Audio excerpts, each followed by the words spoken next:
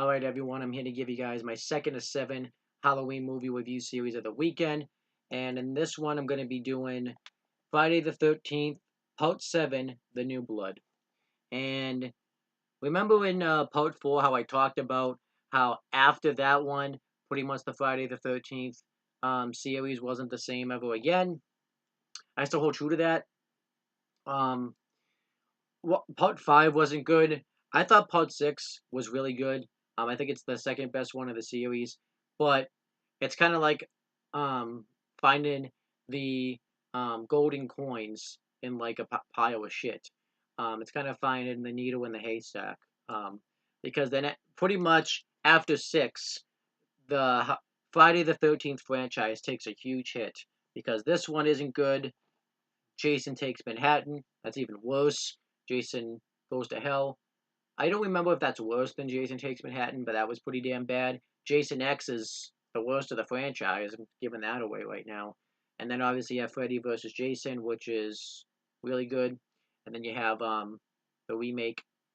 So pretty much the Friday the 13th the Friday the 13th franchise took just really started to get really bad, and it just really wasn't that good after this. I just kind of find it funny because when I did Halloween, the Halloween franchise last year, I remember that even took a big hit after the fourth one.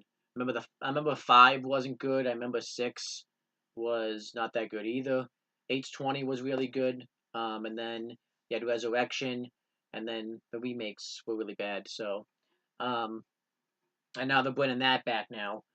So it seems like that Friday the 13th and Halloween, while you have really memorable horror icons in those films, it seems like the films themselves end up not really being bad, but a lot of them are really bad because I should say. Um, I don't know what happened. I guess maybe I think what happened with Friday the 13th is they just made way too many of them. You could make an argument this film really did not need to be created. Um, but so I mean that's pretty much the case. I mean, yeah. I mean, really, Friday the 13th sort of just ended off with a bang. I mean, it was perfect the way it was with the 4 films. I don't know what you would call it. I know when it's 3, it's a trilogy. I'm just gonna call it a quadruple or something like that, since quad means 4. Um, but pretty much, it was perfect with just the first 4. The first one had to do with his mother, who was doing the killing because Jason drowned. And then the second one, Jason made his big appearance. Then you had the third one where he shows up in his hockey mask. And then you had this one, or not this one, the 4, which was the killing off of Jason Voorhees. But then, as all um, you know, big movie companies like to do. They like when something makes a lot of money, they like to keep trotting it out there, and that's exactly what happened with the Friday the 13th franchise. They kept making more. They made 5, and that wasn't good. And then you had 6, which was really good. And then you have this one, which was I'm gonna get to that. But this, I'll just say right now, well, it was not good.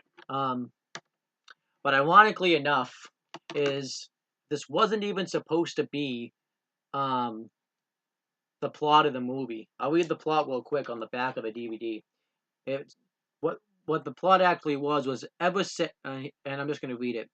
Ever since homicidal maniac Jason Voorhees got trapped in chains at the bottom of Crystal Lake, the nearby summer camp has operated without a hitch, without a murder, but one of this season's happy campers has brought along a deadly secret.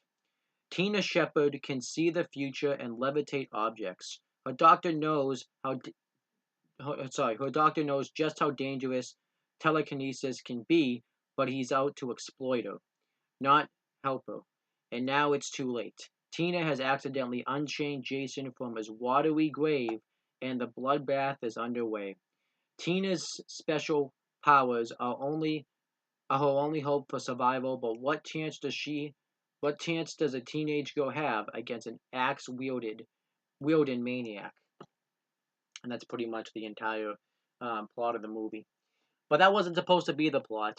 Um, they had a different idea. This originally was going to be they were gonna try to do the crossover film between Jason Voorhees and Freddy Krueger, which would have been awesome. Um, because obviously, um, the Nightmare on Elm Street franchise started in um, 1984, and they had made three movies around this time. It was the second one, which was actually I have the list right here.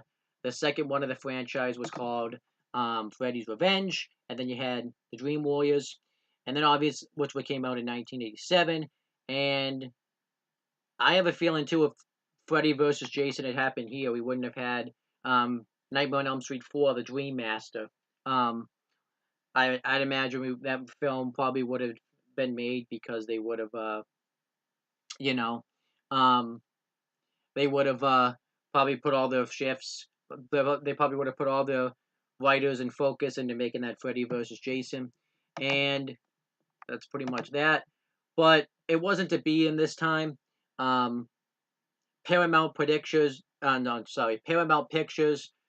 proposed the idea to New Line Cinema, which pretty much is the distribution company that distributes um, Nightmare on Elm Street, but they really couldn't come up with a deal of how they were going to do this. Originally, what was going to happen was Paramount Pictures was going to collect all the domestic distribution, and the New Line Cinemas was going to control the um, international, but they just couldn't come up to terms, and Nightmare on Elm Street didn't happen. Obviously, we would get it in 2003 because New Line Cinema would buy out the Friday the 13th franchise, and then we got it then. Um, but yeah, it was really sad we didn't get it um, here because could you imagine how awesome that would have been? I mean, it was still awesome in 2003, but Nightmare on Elm Street and the Friday the 13th franchise was so much more popular back in the 80s because, that was just the new thing. I think a lot of people would have, I think it would have meant a lot more to do it then, and it would have been more, a little bit more of a big deal just because they were both um, big icon franchises back then, but it just wasn't to be. So we got this instead. Originally, they were gonna go for the idea where they were gonna um, try to make this similar to Jaws, which I have to probably do a review series of that pretty soon, where um, they were gonna make it previous to the Jason massacre, where they were gonna build condos, but the executive producer Frank Mancuso Jr. didn't like the idea, so then they went the idea. So then screenwriter Daryl Haney came up with this idea, and he liked it. He liked the idea that typically in the last Friday the 13th franchise, the first two, and then obviously this one, but the first two, actually three, I forgot three had one. The woman always survived Jason, so they wanted to have the idea where Jason actually had to have a challenge and do telekinesis have telekinesis powers and go up against Jason. And they ran with it. Um, and what's her name? Um, actually, yeah, Daryl. Um, what's that? I don't know if that's how you say her name. Daryl. But she wanted it to win an Academy Award for this movie. I don't really know if she did. I would be surprised if she didn't. And she wanted to get all the top actors in here. And originally, they did the same thing as they did with Part 5. They didn't even tell anyone it was a Friday the 13th film. They called it Birthday Bash, and everybody went for it. And um, they started producing the film. They shot the film in Baldwin County, County, Alabama, from October to November 1987. And I'm not going to talk about the cast and stuff, and obviously the post production stuff because that kind of goes with the film. So really nothing to say, really nothing else to say because there's no other information.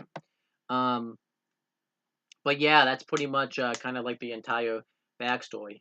I do want to say too, I do give credit to the Friday the 13th franchise and I guess Paramount Pictures themselves and stuff for trying to do something new with the Friday the 13th franchise. They try um because you could make the argument that it was starting to get boring just having Jason Voorhees show up at camp, kill people, and then the people show up, they just have sex and get drunk and get high and all that stuff, and then they get killed, and then the final one finally has that face off with either Jason or whoever the villain's gonna be, and then the person survives and ends up being all messed up at the end.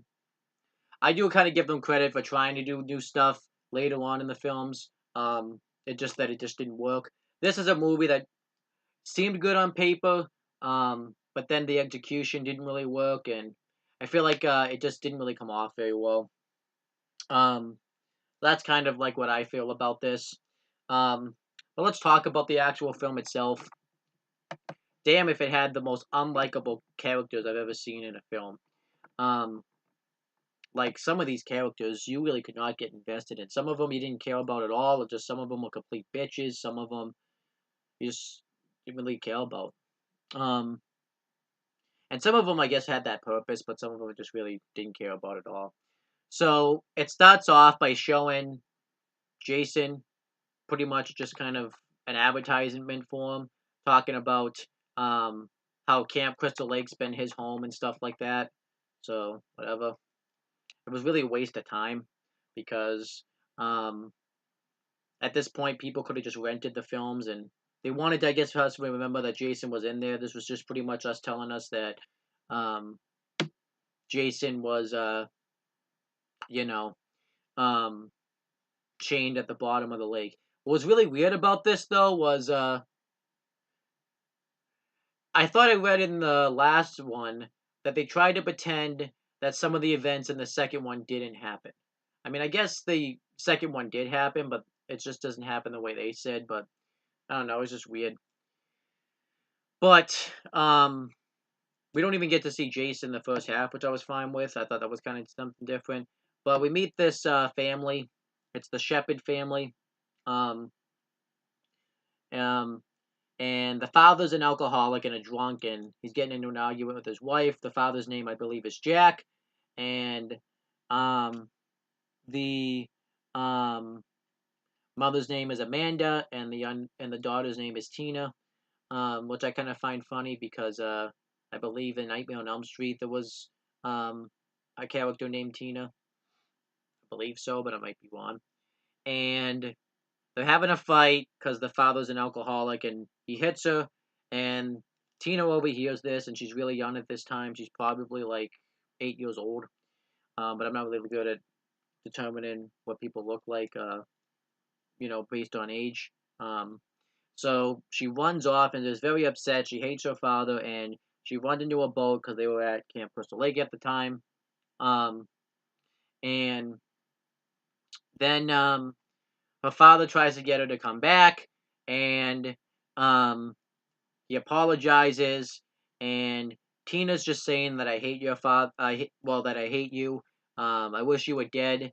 And this sets her off, and he was standing on like a bridge or whatever you want to call it. Um, that right into the water, and she uses her telekinesis powers. Um, telekinesis. I gotta make sure I get that right. To break the bridge, and he falls in and dies. It was a fine scene, but the acting really wasn't very good, and you really can't trash the kids' acting because they're really new to it. But the father's acting wasn't that good, and I just didn't really like this scene very much. And I don't know, maybe it's just me, but I thought the telekinesis didn't really look very well, the way it was edited and stuff like that. And that's probably why it took so long for them to get this film out, because it takes a while to make a movie, in and of itself. But then back then I bet doing telekinesis stuff was much harder to edit than it would have been if they had made this movie today. But we find out this is a nightmare. But obviously I did like that they showed this because this kind of gives us reasons. And pretty much we find out that she's been in mental institutions and stuff like that because she's crazy. And we find out that her and her mom are going back to the same camp, the same house. And there's a new doctor named Dr. Christopher Cruz, which I don't think it ever says his first name in the film, so might not even be Christopher Cruz. And well, it probably is, but I'm just making jokes. But he wants to help her. Now, obviously, when I watched the film at the time, I didn't read the back. I thought he actually was out to help her, but that was not the case. Um, and we find out why later on in the film. So, um, yeah, pretty much. Tina comes back and she gets to the camp, and we meet the people next door. I'll get more into them later. One of them's name though is Nick, um, and you can tell instantly that he has a crush on her. And the best way he tries to kind of break the ice with her is trying to help her pick up her suitcase, which probably wasn't the best idea because it had a lot of her underwear and you know bras and stuff in it, so that just wasn't the best idea. Um, but you could kind of see that Tina kind of is a little bit crazy, and um, Dr. Cruz and Tina start one of those sessions, and he has like this piece of plastic, and he wants Tina to get it to move. He's recording her, and Tina can't get it to move because she doesn't really know how she makes this happen. It just happens. So Dr. Cruz wants her to concentrate, so she ends up moving it because she's pissed at him. Well, because she's upset with him, and Dr. Cruz says that that's the connection, that she's feeling this guilt and feeling these emotions, that it makes her powers work. So then she starts getting pissed off, saying that this how is this going to help me really because um, you know how is this really going to help me because um, I'm just a mental wreck.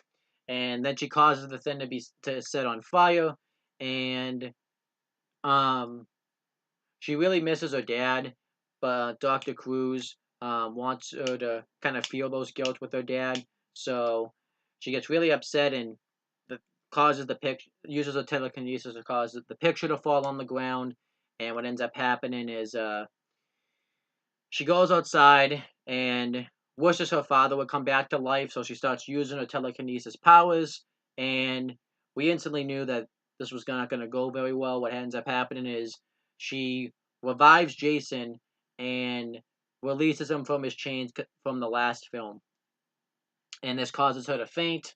And I guess Jason didn't kill her because he clearly saw her and didn't kill her. He just walked away. And Jason, I did like the way Jason looked in this film. Um, his spine was showing, and his body was all torn apart, and his clothes were all torn apart, and he was just really wadded and rusty, which makes sense because if you've been under the water all this time, which I don't know they how long they said he was under the water for, um, but if you've been under the water all this time, you would look like this.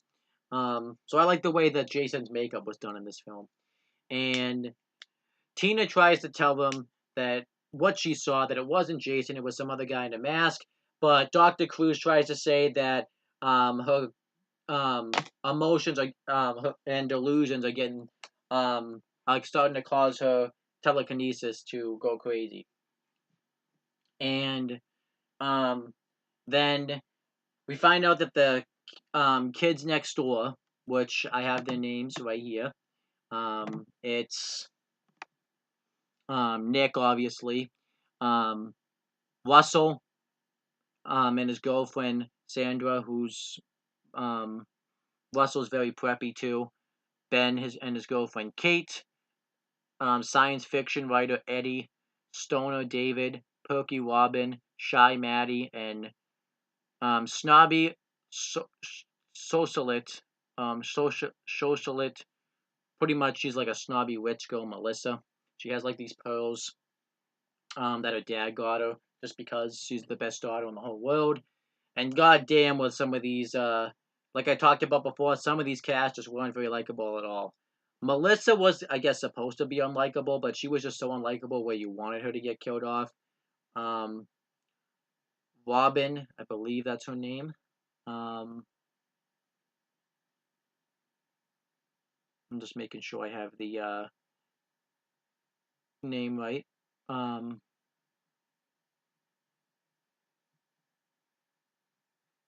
no, Maddie, Maddie. Okay, yeah, that makes sense. Shy Maddie. Yeah, Maddie is very nerdy and very unlikable. I'll get into why she's unlikable. The science fiction writer Eddie was just freaking weird, and there was just so many unlikable people in this film. Um, but they're throwing this surprise party for um, Michael, and they're waiting for him to get there, but he hasn't gotten there yet. And they kind of do some scenes with them, but it was really pointless. Really didn't bring anything to the scenes. So what ends up happening is Michael and his girlfriend Jane are on the way to the party, but his car breaks down. And Michael just wants to stop and camp overnight because he doesn't know because it's a surprise party. He doesn't actually know this is going to happen. So what ends up happening is Michael, you know, walks into the woods, and Jane has to give away that he's having a surprise party, so that way he'll go there. So they're on the way to Camp Crystal Lake. Michael stops to take a piss, and Jason kills him um, with a spear right through the throat. And Michael sees this and sees her hanging up right through the tree, and he runs away. But Jason throws the spear right into his back, and he doesn't die from it. But when he takes the spear out of his back, it like breaks his spine and kills him. So I like that. He's a really good death. And then later on in the film, we see this couple, um, Judy and Dan, who are just out camping, and Dan goes to get more firewood, and Jason just kills him. He just punches a hole right through his spine and completely murders him. And Judy was getting ready to have sex, but Jason cuts through the tent, and she was in a sleeping bag. And Jason pulls her out to the sleeping bag and bangs her head right across a tree and kills her. I thought actually that was a really nice kill. That's probably one of my favorite Jason kills I've ever seen. So I thought that was really nice. Um, and then um, Nick invites Tina to the party. Tina goes to the party, and everybody thinks she's kind of weird. Um, and she has a vision of Michael being killed, so she gets all freaked out. She goes out and she sees this sharp spear that's been driven through the um, back door, and she tells her mom and Dr. Cruz about it. And um, when Dr. Cruz goes out there, he doesn't see it there. So um, they just think Dr. Cruz and Amanda just think she's crazy. And then the next day, um, the crew finds out that Michael never showed up to his party. Um, so they're not really suspicious about it though. They just think that he just went and got drunk somewhere. And Nick's getting to know Tina. We find out that Nick used to be a bad boy, and had his father kicked him out of the house, and now he's in night school. And Tina kind of tells him a little bit about her, but doesn't mention she has telekinetic powers. Um, she mentions that she had a vision that her dad died, and he did, and I live with that every day. And she does. Tina doesn't want Nick to get involved with her because um, he she because of how crazy she is. And we hear Melissa watching this in the woods. We were supposed to have thought it was Jason because the camera tried to make it seem like it was, but it wasn't. And then he kisses her. Nick kisses Tina, which was really weird. I don't know if he did this to get Melissa jealous or what, because he knew clearly that she was in the woods, but whatever. And then Tina's really happy. And what ends up happening next? I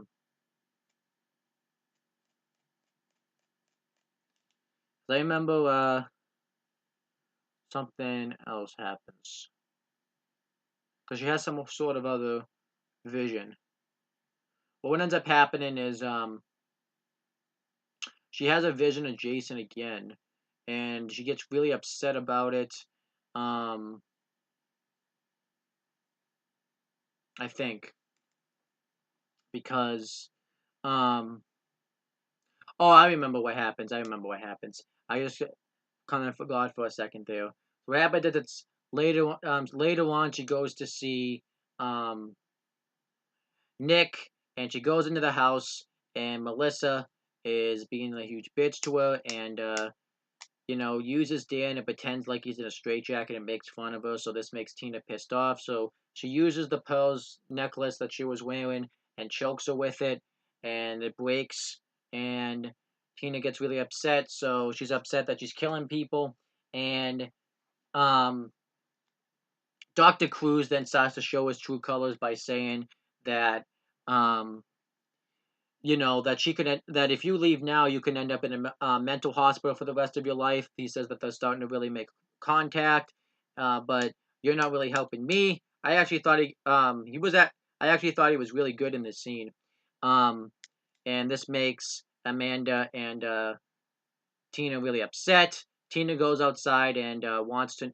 When Nick comes in, she wants to know what um, Michael looks like because he gets suspicious that Michael hasn't shown up yet. So then he shows her a picture in his wallet and says that she thinks she might be dead because she saw a vision of Michael dying.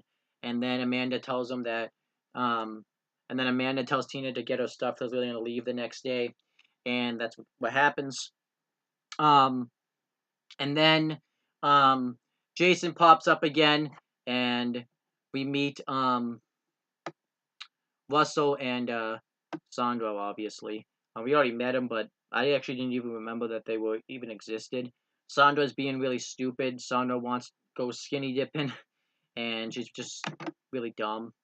And um, Sandra's about to. No, not Sandra. I'm sorry. Russell's about to take his clothes off, but then when she goes underwater, Jason pops up and takes an axe right to his face and kills him.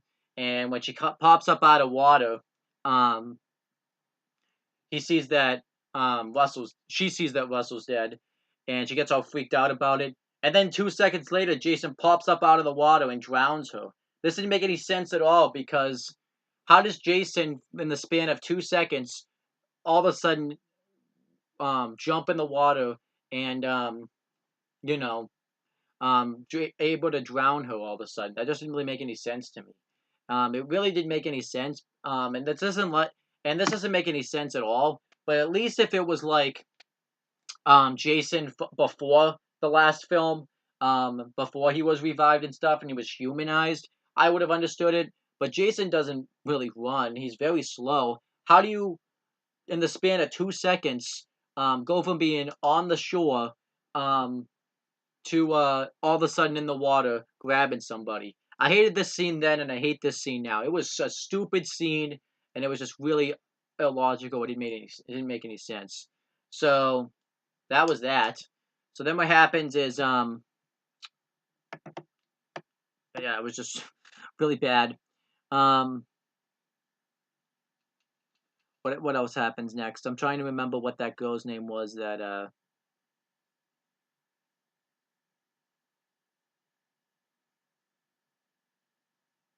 um what was that girl's name that there was this girl's name that wanted to have fun at the party. Now I don't remember her name.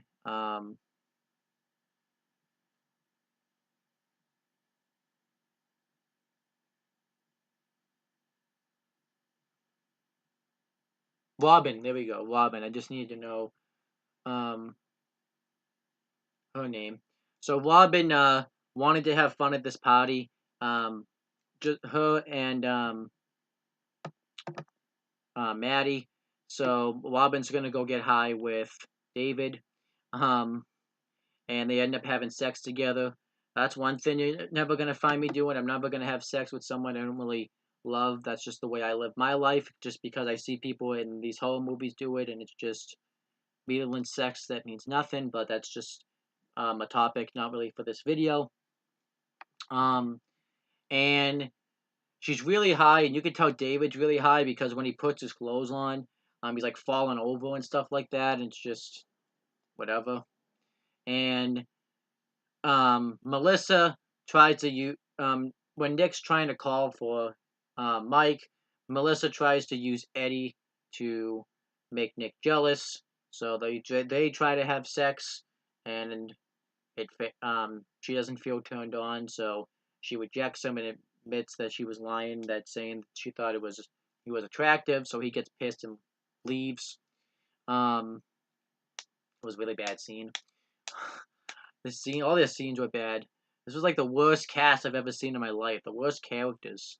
Um, what else happens? Like, I don't even know.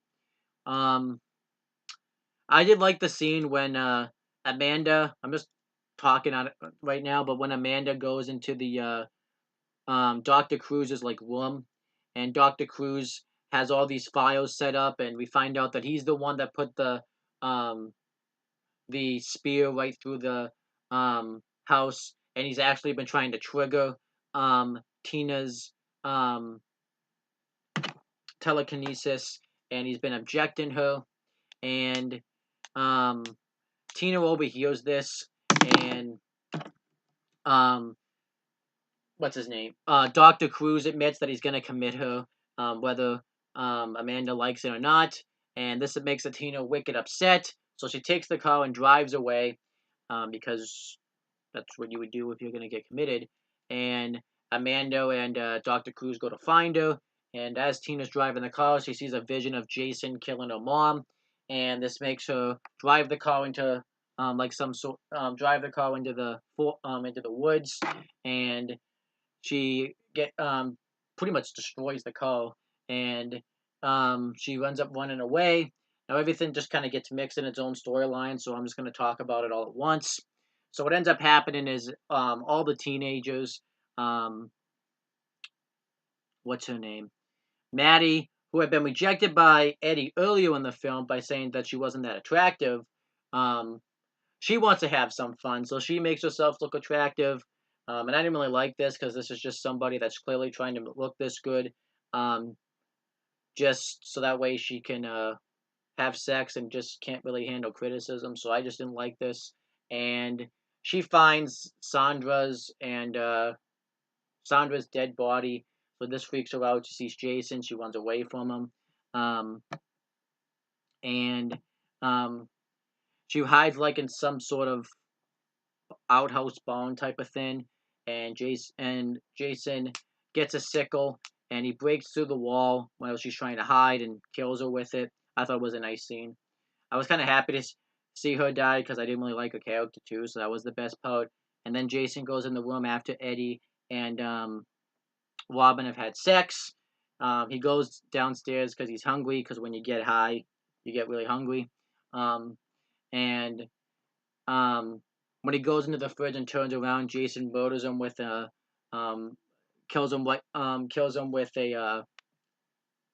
um, you know um, a knife, a kitchen knife, and then Jason after Eddie's felt rejected, Melissa just randomly leaves the house for no reason, um, and Eddie calls her a cunt on the way out, and Jason slices his head, slices his neck actually, and then Robin's upstairs and is trying to find David, and she opens like the closet door and a cat pops out.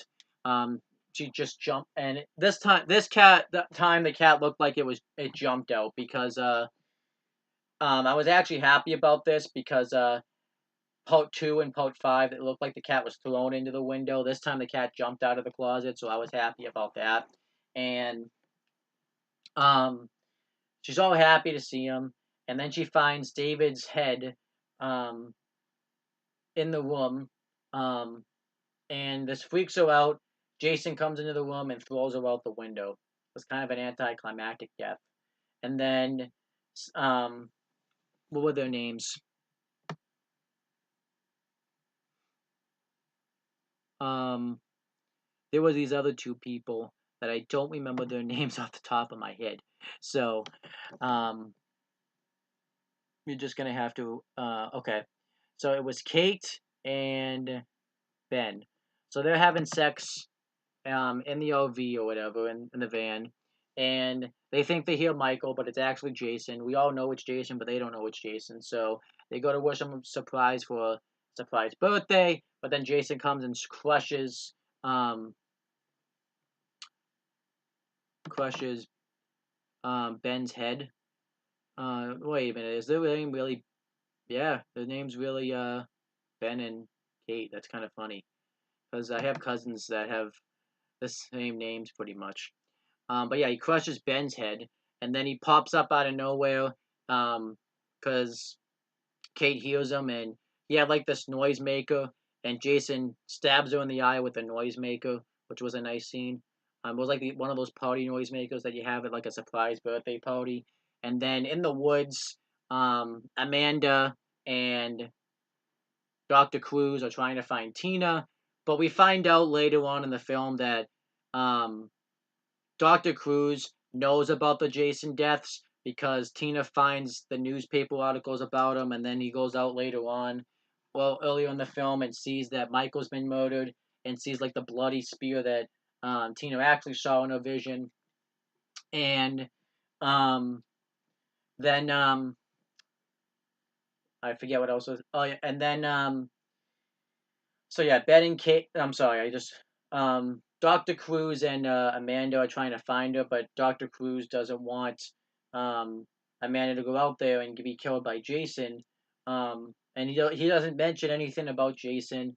Um, and um, yeah, pretty much what happens is um I just want to make sure, by the way, that I get all this stuff um right. Okay. Um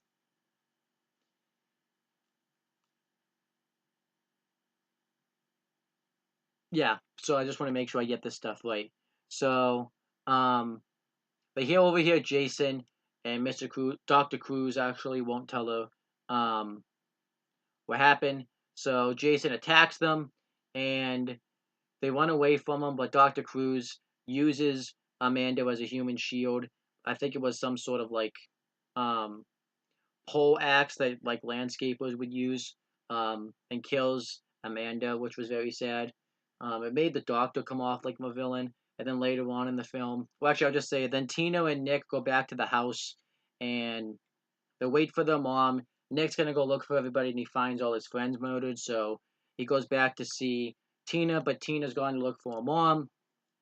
And Tina starts having an episode. She finds the newspaper articles and stuff, and of Jason and stuff, and she has a telekinesis that starts going crazy.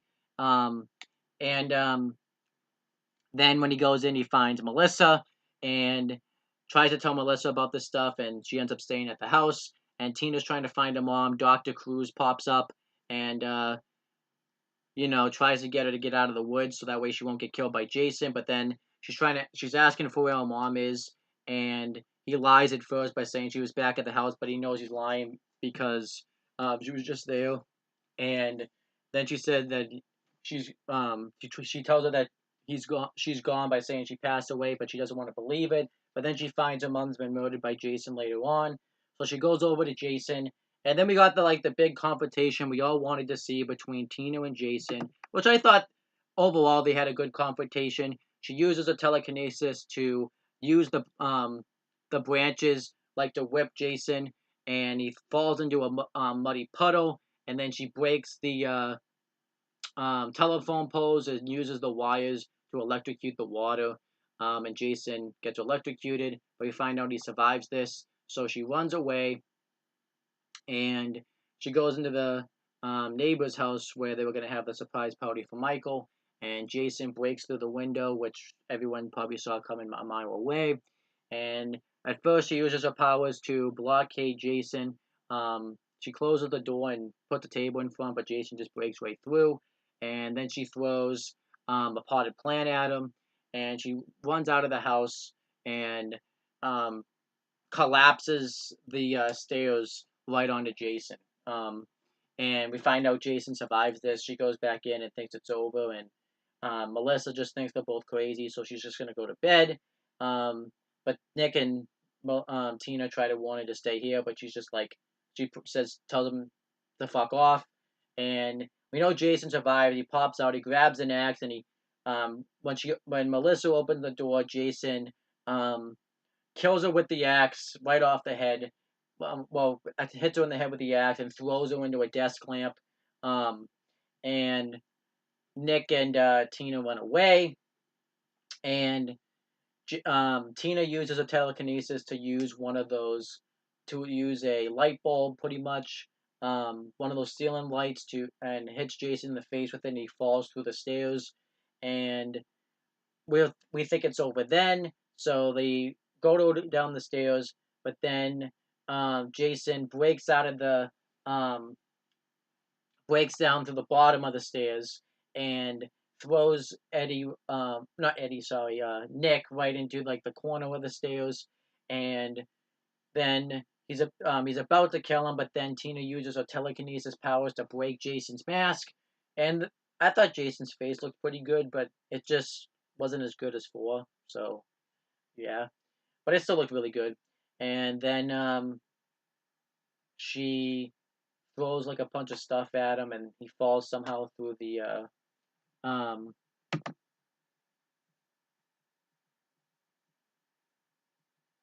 Forget exactly how he falls through the um I forget how he falls through the stairs, but somehow he falls through the stairs. And then we think it's over then, but then Jason pulls her into the basement, but Tina fights him off again. She throws a bunch of nails at him, but it has no effect on Jason. And then she uses a telekinesis to pour gasoline on him and light him on fire. And Nick's um, finally comes to. They run out of the house, and the house blows up. And then we were supposed to have thought it was over then, because when a house blows up, you're dead. I know this is Jason Voorhees we're talking about here, but if someone blows up a fucking house, you should be dead instantly. But nope, Jason is back, and he's in one fucking piece too. Like that doesn't make any sense. A whole fucking house exploded, and he's in one fucking piece. It was fucking stupid. Um, and he throws Tina like halfway across like the deck, um, or the dock, whatever you want to call it. And then um, Nick thinks that he's just gonna be some badass and shoot him, even though a house was fucking blown up and he survived that. Um, and yeah, he throws Nick into a boat or a canoe, whatever you want to call it. I don't give a fuck. And Tina revives her dad. Her dad comes out of the water, pulls Jason down and chains him to the water, I guess. Um, and that was the end of the fucking film.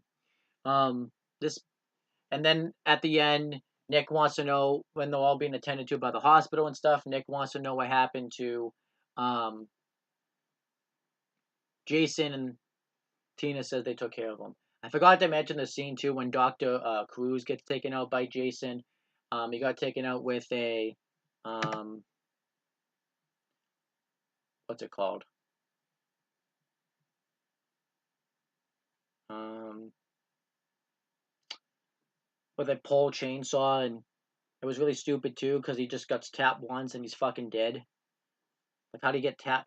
Like, I don't even know. I mean, I guess you would die from that, but it's like it was very anticlimactic, if you know what I mean. Like Jason just does it once and then that's that. So I heard they cut a lot of stuff. I'm not even gonna fucking read about that because I don't give a fuck. But they cut a lot of stuff out of this film, like a lot of the gory stuff. Like, yeah, Jason rips out people's intestines in this film. Like when he actually does that, it's more believable. And it's just like, whatever. Like any cuts from this movie is just whatever. Um, and then that's the film pretty much. Um, like, what do I think of this film? This film's really not that good. Um, it's really not. It's not. It's not bad. It's not the worst one in the series, but it's not a good one in the series. I think if you had to ask me though, I enjoy this one more than 5. I was originally gonna say this is an average film because um, you do have the good fight scenes with Tino and Jason. You do have the Doctor Cruz, who I liked as a character, and you have this and that. But I can't even. That really isn't enough to save this movie. You have a lot of the film where really nothing's going on, like, um, and it just moves very slow and it feels like it lasts forever. Then you have a lot of unlikable characters like Melissa, Judy, um, who else? Robin, Maddie, um, Sandra, Kate, Ben. I mean, just not really any likable characters in this film. Um, but you had some good Jason kills, so I don't know. I really didn't like this film very much.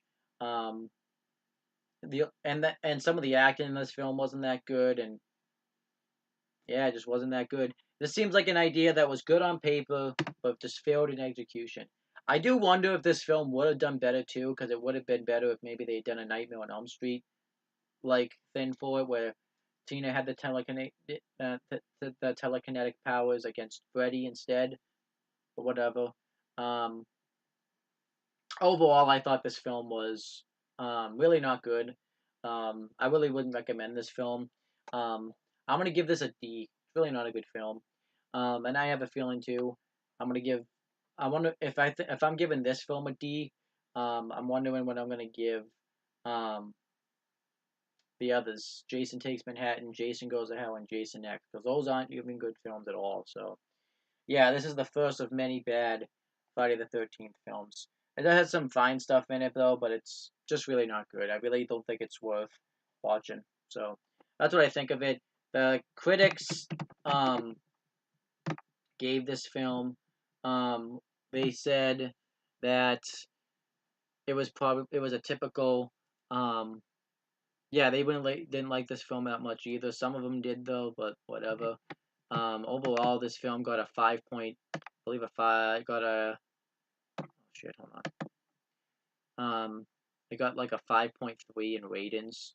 You know how got a 5.3 from IMDb. Some people liked it though. Some people hated it. More people gave it sevens, sixes, fives, eights. Someone gave it. I believe someone did give it um, a four. So yeah, it's really nothing worth seeing in this film. Actually, I don't know though. I might say it's an average film. Um, a lot of people say this is the um. How could you? Someone gave it a 10 out of 10 and says good but flawed. How can you give a movie a 10 out of 10 if it's good but flawed? I don't like this. I really don't like this film, so I'm gonna give it. I'm giving it a D. I'm giving it the big D. So that's my review. Let me go over the cast, and it did do well in theaters. It got um for box office. It opened in 1,796 theaters. It earned $8.2 million its opening weekend, and it made 19.2 million at the U.S. box office, and it was the top 53 on the list of year's top earners. And as for the cast, we had Lyle Polk Lincoln played Tina Shepard, and then Jennifer Banco played young Tina. Kevin Blair played Nick. Susan Jennifer Sullivan played Melissa. Susan Blue played Amanda Shepard. Sorry, not Amanda. Amanda Shepard. Terry Kaiser played Dr. Christopher Cruz, which I thought he did a great job in this role. Just sucks he was in a bad film. Elizabeth Caton played Robin. John Wanfield played David. Diana Barrows played Maddie. Heidi Kozak played Sandra. Jeff Bennett played Eddie. Larry Cox played Russell. Diane Almeda played Kate. Craig Thomas played Ben. William Butler played Michael. Stacy Gresson played Jane. And John Otran played Mr. Shepard. And one thing I wanted to say about Mr. Shepard, I don't think I mentioned this. What didn't even make sense about the end is when he comes out of the lake after being revived, he's not all rotted or he just looks like the way he was when he died. He's not all rotted. You know, his skin isn't rotted, and his hair's still there. He just looks pretty much the exact same way he was. That really didn't make any sense to me, but whatever. And Kane Hodder played Jason Voorhees, which is a pretty significant thing because this was his first time he was Jason. He was Jason up until Freddy versus Jason. Um, and Kane Hodder, obviously, originally, what was his name? Where is the cast?